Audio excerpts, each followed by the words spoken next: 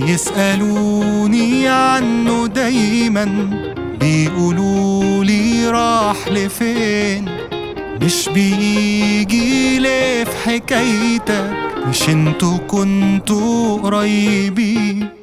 مش ده اللي كنتوا سوا؟ شمس مع الهوا. خليك ساكت يا لساني، مش هنعمل محتوى. كنا سوا، كنا شمس وهوا. كان فاكر انه هيبقى ليا دراعي اللي اتلوى.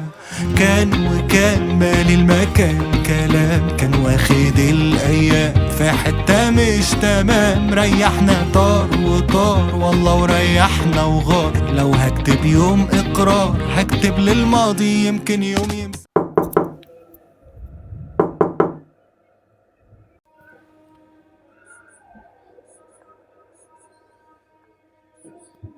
ايه ده؟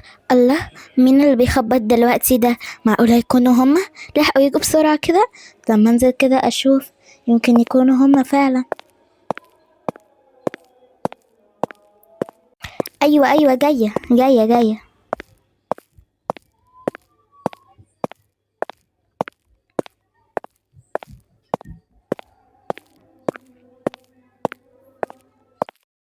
السلام عليكم.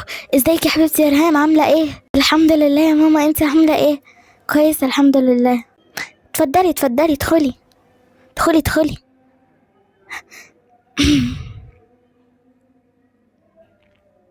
ازيك يا عمو، عامل ايه؟ الحمد لله حبيبتي يا ريهام. انت عاملة ايه؟ الحمد لله يا عمو، انت عامل ايه؟ انا الحمد لله. امال فين سليم؟ ما سلمش كده عليا ولا على امال. سليم راح في مشوار وما جاش لغاية دلوقتي. يعني هو عارف ان احنا جايين وبرضه راح مشاوير ومش عارف ايه. اللي حصل بقى. طيب اتفضلوا اتفضلوا، انا هحصلكوا. بجد عمو عنده حق، يعني هما معزومين وهو نزل برضه مشاويره. مفيش فايدة بجد. انا هتصل بيه، مش هينفع كده. الو. ايوه يا سليم بقى، خلص مشاويرك بقى واخلص تعالى. انا خلصت الاكل خلاص، ما فاضلش غير اني اسخنه، وتنت وعمو خلاص جم دلوقتي وقعدوا جوه. جم. قلت لي هاجي قبل ما هم يجوا، هم جم وما جيتش اهو. ده انا اتشيكت ولبست وخلصت الاكل وخلاص هسخن. ومن كتر ما انا يعني محروقه منهم وانت مش موجود معاهم في وسط العزومه، هخليهم ياكلوا من البيتيفور اللي موجود. على بال ما الاكل بقى معلش يخلص، وعلى بال ما حضرتك تشرف وتيجي عشان ناكل. خلاص مش سلام، مع السلامه سليم، مش عايزه منك حاجه. بتقرف الواحد ويخليك كده متعصب ويطلع من هدومه بجد، يعني مش فاهمه.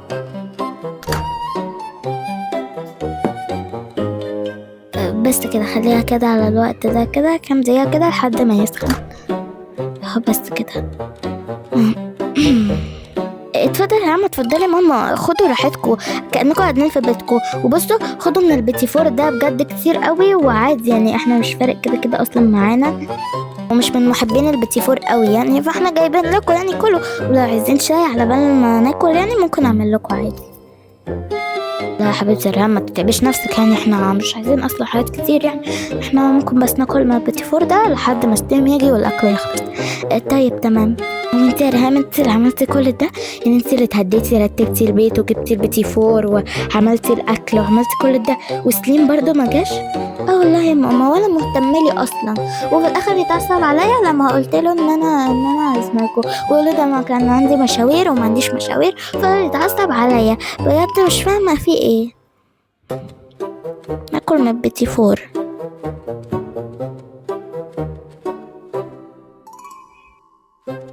طب بقولك يا ماما، انا تعبانه قوي ومهدوده اصلا من الصبح. لو سليم جه قولي عشان اقوم اسخن الاكل كده وبتاع، وعشان نتغدى. انا اصلا فاصله خالص وعايزه انام. تمام تمام يا حبيبتي، نامي براحتك ارتاحي. 2000 years later. ايه ده؟ ايه ريحه الشط دي؟ شكلها جاية كده من المطبخ. الريحة جامدة أوي. أنا مش قادر. عندك حق يا محمد. الريحة دي جاية من ناحية المطبخ كده. الله، ايه يا ريهام، ناس دي حاجة كده على النار ولا حاجة؟ لا بس احنا جايين ما كانش في حاجة على النار، وهي اصلا قالت لي انها هتسخن الاكل لما يبقى سليم يجي. ريهام، يا ريهام اصحي. في ايه ده؟ ايه ريحة الشط دي جامدة أوي، وجاية كده من الوش، جاية من المطبخ كده وناحية الباب. ايه ده؟ ريحة جامدة أوي. وانت ناسي حاجة على النار؟ لا مش انا نسيت الاكل في الميكروويف. الاكل ايه؟ هو انت مش قلتي انك هتسخني لما يبقى سليم يجي؟ انا كنت حاطه الاكل يتسخن في الميكروويف، او كنت سايباه عشان ما يبردش. حي، طب تعالي طيب بسرعه عشان خاطر اسمه ايه ده. يعني نشوف في ايه. طيب اجري يا مجدي. الريحه دي كلها جايه من الميكروويف ده. ايه ده المنظر ده؟ كل حاجه شكلها كده محروقه. ايه ده؟ استني طيب افتح. لا رام ما تفتحيش. في إيه يا ماما؟ ايه الدخان ده كله؟ هو في حاجه جت على شعري ولا على وشي؟ في ايه ريهام؟ هو انا مش قلتلك ما تفتحش الميكرويف؟ فتحتيه ليه؟ ما ماما انا اكيد كنت هفتحه، يعني ما كنتش هيفضل مقفول. طب ما كنت تستني لما كنا نلبس حاجه بتاع، لما كنا يعني حتى سليم كان يجي هو اللي يفتحه، لكن دلوقتي بس لما في وشك. ايه وشي؟ مال وشي فيه ايه؟ وشك اتبهدل خالص وجا عليه من التراب والدخان من المطرح البتاع، واصلا شكل البتاع باظ اصلا. يعني بصي بتحرق كله من جوه، وبصي تحسيه ملسوع وبايظ. مش عارفه بصراحه. هو انت ازاي ما قلتليش طيب انك حاطه حاجه في الميكرويف؟ كنت طلعت بصيت عليها طيب. وشعرك وحالتك حال يا ريهام. لا بجد بقى. يعني شعري ووشي وكمان الميكروويف باظ، ده الاكل اللي تعبت عليه من صباحية ربنا ودفعت فيه كل فلوسي، في الاخر كل ده. في بس كده؟ في ايه اللي حصل يا ريهام؟ اهدي ايش يا محمد؟ قاعدة بتعيط عشان شكلها باظ ووشها، وعشان الميكروويف باظ والاكل اللي هي عملتها باظت. بس ما طب خلاص يا ستي، ما فيش مشكلة. يعني لو على الأكل يا ستي ما فيش مشكلة، نطلب دليفري. حصل خير يا ستي، تعرف تعمليها تانية، دي بطاطس ورز يعني مش حاجة. ولو على الميكرويف يا ستي بتخلي معرفش بقى، خلي جيبوا غيره وخلي ستيم يصلحه، معرفش بقى. ويا ستي بقى لو على شكلك وكده كفاك الشر وراح، يعني احسن بدل ما يعني كان يبقى نار بقى وبتاع. خلاص حصل خير، وبعدين اخد الشر وراح يا ستي، اخد الشر وراح. بالظبط يا ريهام، يعني ما تعيطيش كده خالص، يعني مش مشكلة. لو على الميكرويف يا ستي فخد الشر وراح، نجيب لك غيره ونصلح ونعمل اي حاجة. الاكل كذلك خد الشر وراح. وانت يا ستي مش مشكلة، تعالي دلوقتي انا هغسل لك وشك واظبطك واسرح لك شعرك، مش حاجة يعني. ما تزعليش يا بابا. بس انا تعبت اوي النهارده في الاكل ده، وتعبت بقى خلاص كفاية. خلاص بقى يا ريهام ما تزعليش نفسك. بس حصل خير، وان شاء الله ستيم هيجي بسرعة. فين تليفونك انا اتصل بيه؟ وراكي. طيب.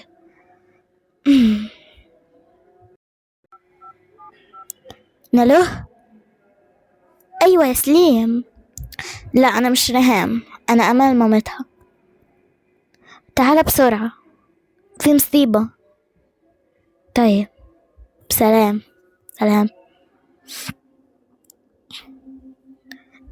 هيجي ولا لا؟ قال ان هو قريب. السلام عليكم. ده يا ريهام بتعيط ليه؟ والميكروويف مفتوح كده ليه؟ والاكل ليه شكله كده محروق؟ في ايه؟ تعالى يا سيدي وانت تفهم. في يا ريهام او في ايه يا بابا؟ في ايه يا طنط؟ اللي حصل؟ مفيش يا سليم، بس هي ريهام كانت تعبانه شويه فجت عشان تنام وترتاح، كانت حاطة الأكل في الميكروويف تقريبا، شغلت عليه ونسيت تقول لنا عشان نطفي عليه، وكانت عاملة حسابها يعني انها هتسيبه بعد ما يسخن علشان خاطر ما يبردش. وبعدين بعد حبة شمينا ريحة شياط ودخان جايين من المطبخ، فجايين نشوف في ايه. ريهام ما سمعتش كلامه وما استنتش وفتحت الباب، فالبتاع باظ والاكل اتحرق والحاجات طلعت على بقى وش ريهام. لو شايف كده الدخان وكل الشياط جه على وشها وشعرها اتبهدل وكده بقى. ايه؟ نعم. بص بقى عشان انا مش ناقص بقى بصراحه، عشان عارف انت هتعمل ايه دلوقتي. هتقعد تزعق لها ومش عارف ايه، والاكل ومش الاكل، والفلوس ومش الفلوس، وبوظت الميكروويف ومش بتفوقي ليه وما قلتلناش ليه ومش عارف ايه. مالكش دعوه يا سيدي، هي ما خدتش بالها. وبعدين انت ما بقتش بتقدرها خالص. انت في الاول كنت عادي بتقدرها وكنت بتعمل معاها كويس كانت حياة حلوة. دلوقتي ايه يا ابني؟ كل ما تغلط حاجة ولا كل ما تعمل حاجة في حياتها حتى لو صح تقعد تزعق لها. بقى تستحق الزعيق. هو انت مش شايف الاهمال اللي هي بتعمله؟ الصبح اتنصب عليها وما عدتش الحاجه واتنصب عليها واخد منها كيلو التفاح اللي هو اصلا يعني ما كانش كيلو، تمام كانت تفاحتين بس، اخدوا ب150. وكمان اتنصب عليها ولا عدتهم وطلع التفاح بايظ. وبقيت الاكل يا سيدي اخدته كمان غالي وما رضيتش اقول لها. تمام صحي الصبح عشان تنزل السوق، قلت لها البسي اي حاجه وانزلي. نزلي لي بمعرفش كعب وجيبه ومش عارف ايه عشان تروح السوق، ومعرفش راحت بعربيتها معناها كان ممكن تاخد توك توك ولا معرفش كانت تاخد ايه. تمام مش فاهم صراحه يعني اللي بتعمله تصرفاتها واهمالها ده مش المفروض يزعق لها عليها؟ لا ترم نفسك شويه بقى يا سليم، ما تلم نفسك، ما تسيبها تعمل اللي هي عايزاه، مالكش دعوه. خلاص خلاص تقعدوا تتخانقوا وبنت قاعده بتعيط دلوقتي، خلاص كفايه. كل حاجة آخر الشهر وراحت. لو على شعر ريهام وعلى شكلها أنا أخدها دلوقتي صرح لها وظبط لها حالها، ولو على الميكروويف ولا الأكل فخدوا الشهر وراحوا، مش مشكلة. ما واعقل بقى شوية يا سليم، اعقل. ما انت عارف ان ريهام بقى كده متدلعة وبتاع ومش جواها انها تفضل كل شوية يتزعق لها كده ولا تمشي على التكنيك. خليك عارف ان احنا مش جايين بقى من البلد زيكم ولا متعودين على الشقة بتاعكم. انا كنت مدلعاها زمان وهي متعودة على كده، فسيبها تعمل اللي هي عايزاه وما تزعقلهاش واستلطف معاها وتأقلم معاها في كده. هي هتلاقيها بقت كويسة وبتسمع الكلام. لكن طول النهار وانت قاعد بتزعق في وشها كده وما فيش فايدة، هتفضل تغلط فتغلط ولا هتهتملك وتفضل بتدلع زيادة. خلاص يا رب يا رب. ماما بقى بعيدا كل ده انا مش هستحمل لوحدة كمان بالمنظر ده. الشياط اللي على وشي ده منرفزني قوي، واصلا شكلي وحش قوي ومعفن ووجعلي اصلا وشي شعري برضو مشدود قوي ووجعني. تعالي ما اعرفش اعملهولي ولا ما انا مش شايفه اصلا قدامي، تعديني. طيب تعالي انتي، خليهم هما لوحدهم يشوفوا هما هيعملوا ايه، وتعالي بس انتي كده اهدي ما تخافيش. تعالي. هل ينفع كده يا بابا بقى تقعد تزعقلي وتقعد تزعق وتقعد تهزقني وبتاع قدامهم؟ وفيها ايه؟ ما تحترم نفسك. ما انت لو تبقى كويس ساعتها بقى ابقى اتعامل انا كمان معاك كويس. متنساش ان انا ابوك واكبر منك وانا اعرف اكتر منك. وخلي بالك بقى انت بقيت مزودة قوي وما بقتش بتسمع الكلام. لسه بقول الصبح انك وحشني رجعت في كلامي. انت بقيت كده بجد بقى على كل حاجة تعملها تزعق لها. فين الرجولة؟ انا فاكر بقى ايام زمان كنت بتقول لها غلطي براحتك وانا هصلح بدالك. وبعدين يعني بدل ما تدخل عليها وتقول لها خد الشهر وراح تصالحها، تقول لها لا لسه شكلك حلو يا سيدي ان شاء الله لو تجاملها وبعدين تبقى تتصل بحد يصلح. لكن تدخل تقعد تزعق مش كده يا اخي. بابا تصرفاتها غبية برضو. يعني انت مستني مني ان انا استحمل الغباء ده كل يوم؟ تستحمل وتستحمل وزيادة، ولو مستحملتش اعرف انك مش قد المسؤولية. وللمرة التريليون هعيدها لك، هما مش من البلد ولا مش متعودين على الشقة بتاعنا، هما متدلعين. سيبها براحتها، اتأقلم معاها، هتلاقوا الحياة حلوة ومش هتلاقي فيه ولا غلطة في حياتكم، وان شاء الله هتعيشوا كويسين. لكن طول ما انت ماسك لها كده على غلطة وقف لها عليها مش هتلاقي منها كويس. وعلى فكرة البنت بتحاول تعمل كل اللي في ايديها عشانك. دي كانت عايزة تأخر الأكل عشانك، عزمتنا عشانك عشان كانت عايزة تفرحك، وفي الآخر انت تزعق لها وتقول لها مش مهتملك وهزمتي من غير ما تقولي لي مش عارف ايه وتزعق في وشها. ماشي كلامك معايا بعدين يا سليم.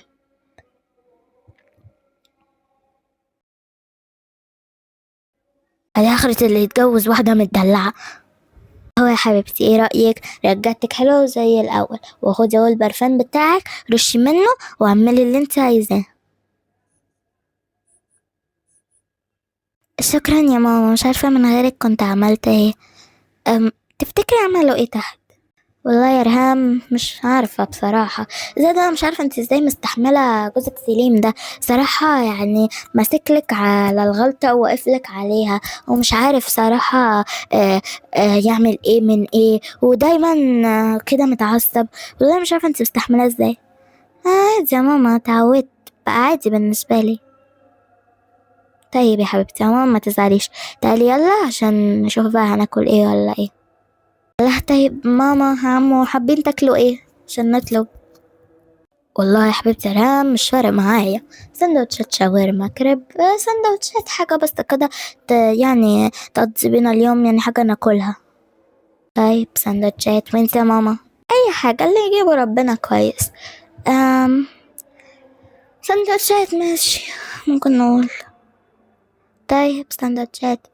مش لازم اخد رأي سليم، هو اصلا مش هيهتم ولا هيرد عليا، ولا عمره اصلا كان مهتم عايز اكل ايه ولا هو عايز ياكل ايه اصلا. عمري ما سألته عشان متعودة ان هو يتجاهلني. هو مصمم دلوقتي يدور على حد يجي يصلح الميكروويف عشان مش عايز اجيب واحد جديد، بيقول ان هو ممكن يتصلح عادي، والمفروض ان هو يكون ضد ان هو اصلا زي حرايق زي كده مش عارف ايه. وقعد دلوقتي بيدور على رقم ميكانيكي يجي يصلحه، واحنا بقى ممكن نطلب الاكل. اجيب انا تليفوني من المطبخ.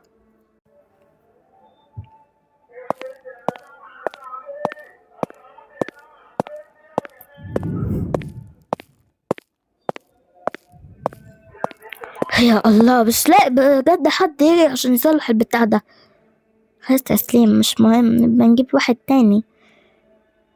انا اخد تليفوني وامشي. الحمد لله يا رب، لما طلعت التليفون من جيبي لقيت رقم ميكانيكي بدل ما انا قاعد بحاول افتكر كده. طيب خليني بس اطلع الاكل ده، شكله اصلا هيترمي، او مش شكله هو هيترمي. خليني اكلم. الو السلام عليكم، الاستاذ زياد. طيب معاك سليم. كان عندي مايكروويف بايظ وعايز اصلحه. تمام، تيجي الساعة كام؟ 6:30. الساعة دلوقتي 6، نص ساعة يعني. طيب هبعتلك العنوان. احنا عند دوران جهان، لف الدوران، شارع يمين أول عمارة، الدور السابع، شقة 6.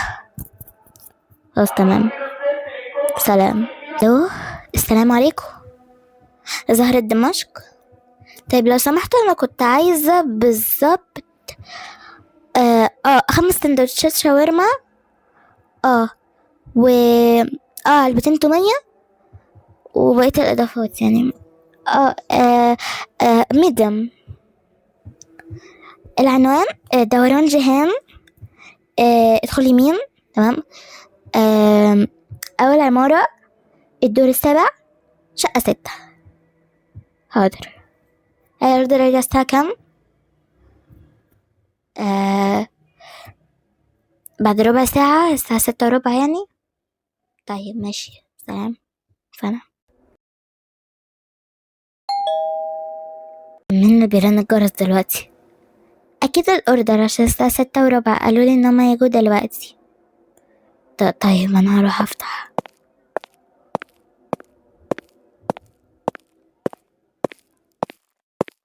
السلام عليكم. وعليكم السلام ورحمة الله وبركاته. تسليم معايا؟ أيوة أستاذ سليم. اتفضل حضرتك الأوردر. طيب كويس، كم الحساب؟ الحساب بالظبط 580. طيب ثانية واحدة. تمام اتفضل، هي دي الفلوس. تمام شكرا. السلام عليكم. وعليكم السلام ورحمة الله وبركاته. يلا الأكل جه. أنا آسفة والله بجد، كان نفسي أعمل لكم أكل بنفسي بس اللي حصل بقى.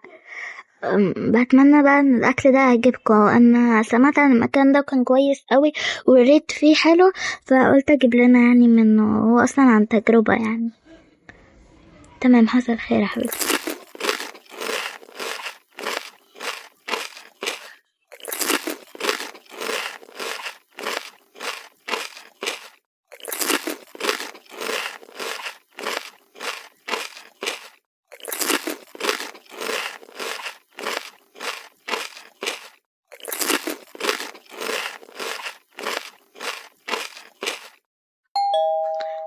ايه ده؟ هو الجرس رن صح؟ تصدق ايه ده؟ مين اللي جاي دلوقتي؟ انا عارف ده اكيد استاذ زياد اللي هيجي يصلح الميكروويف. طيب معلش بقى، انت اقف معايا لو خلصت اكل يعني. انا كده خلصت، انتوا كملوا بس اكل سندوتشاتكم واكلكم. في تومية اهو وسندوتشات، وعايزين سندوتشات تانية نطلب لكم مكان قريب، وفي كمان اللي هو البطاطس دي. انا هروح اقف بقى مع استاذ زياد. السلام عليكم. وعليكم السلام ورحمة الله وبركاته. اتفضل يا استاذ زياد. ازيك؟ عامل ايه يا استاذ دريم؟ الحمد لله. انت عامل ايه يا استاذ زياد؟ انا الحمد لله. بص بقى، هو الميكروويف اهو جوه، شوف بقى هتعمل ايه. طيب تمام، اهم حاجه بس انا هنزله كده معلش في الارض، عشان هو فوق كده المعدات بقى كده وبتاع، يعني مش طويله قوي، وانا يعني كده تعبان شويه، فهنزله تحت في الارض لو ينفع. لا عادي، مش مشكله. خلاص تمام، بعد اذنك. اتفضل، انا هقف معاك عادي، يعني مش هزعجك ولا حاجه. لا. هو ده؟ ايوه بالظبط هو ده. طيب بس كده اطلع المعدات بتاعتي، لسه بقيت المعدات في العلبة. اهم حاجة احنا ظبط الحال.